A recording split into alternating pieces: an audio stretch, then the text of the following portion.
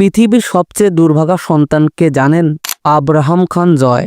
একজন মেগাস্টারের সন্তান হয়েও সে রাজপুত্রর মতো আগমন পায়নি, শুধু তার বাবার ব্যক্তিগত সিদ্ধান্তের জন্য। শোনা যায় সাকিব খান দুইবার অপু বিশ্বাসের মাতৃত্ব থামিয়ে দিয়েছিলেন, বলেছিলেন বাচ্চা নিলেই সম্পর্ক শেষ।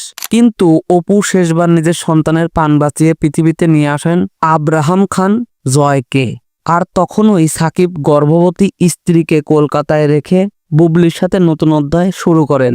যখন অপু বিশ্বাস দেখলেন সাকিব নতুন বিয়ের পরিকল্পনা করছে, নিজের সন্তানকে মেনে নিচ্ছে না, তখন এক অসহায় মা ক্যামেরার সামনে কাঁদতে কাঁদতে বললেন, আমার সন্তানের স্বীকৃতি চাই। কিন্তু বাবার কাছে সেই সন্তান যেন অচেনা কেউ।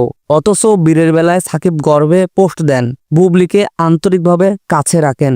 অপু বিশ্বাস কি পেলেন? না পেলেন ভালোবাসাময় ও দায়িত্বশীল স্বামী, না পেলেন একটি স্থিতিশীল সংসার, বরং ত্যাগ করলেন নিজের ক্যারিয়ার, সৌন্দর্য, সমাজের অবস্থান আর ধর্ম সবই। যে মানুষটি একসময় তার হাত ধরে স্বপ্ন দেখিয়েছিল, সেই মানুষটি সব কেড়ে নিল। আর সাকিব খান আজ তিনি মেগা স্টার। কিন্তু এই সাফল্যের পথে অপুর অবদান কি নেই? তাদের জুটি একসময় সাকিবকে দেশের নাম্বার 1 বানিয়েছিল, তবু সেই অবদান যেন ভুলে গেছেন তিনি।